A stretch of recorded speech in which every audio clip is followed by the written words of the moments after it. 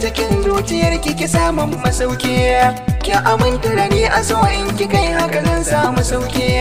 Kyala ɗan zabo ki tambayi kaza hanyar akurki. Ni da ke mu zamo ɗaya shi mahauci ya san mayanki. Kin saka ni a ma'aunin so a yau na zamto sadauki.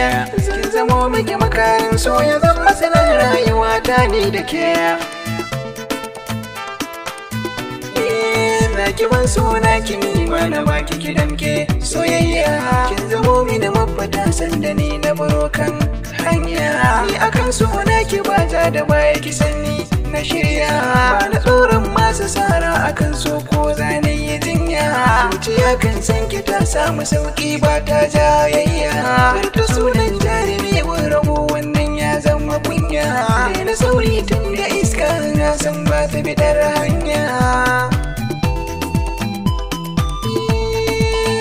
Soyayya tana sa masoyi afkawa kunci. Wanda bai furci na ƙauna yana sa kalmar azanci. Wanda bai sha magani shi yake iya jure wa ɗaci. Samma komai yin sana tabbata bai more wa bacci.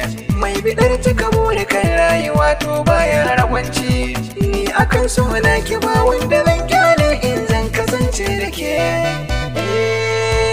Akan kina shirya zan yi yaki ko ba makami. Zan yi yaki da ƙarfin rindina kuma zan kara kaimi. So ya zan mini makami makiya zan tura su rami.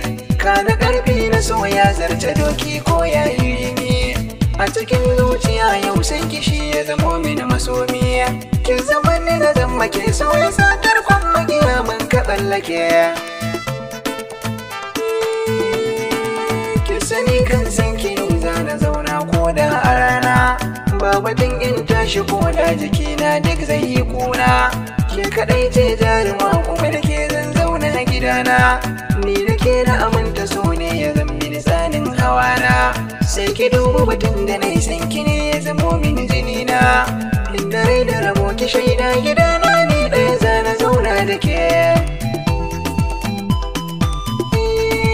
So halitta ne cikin zuciya ko ba ta da girma.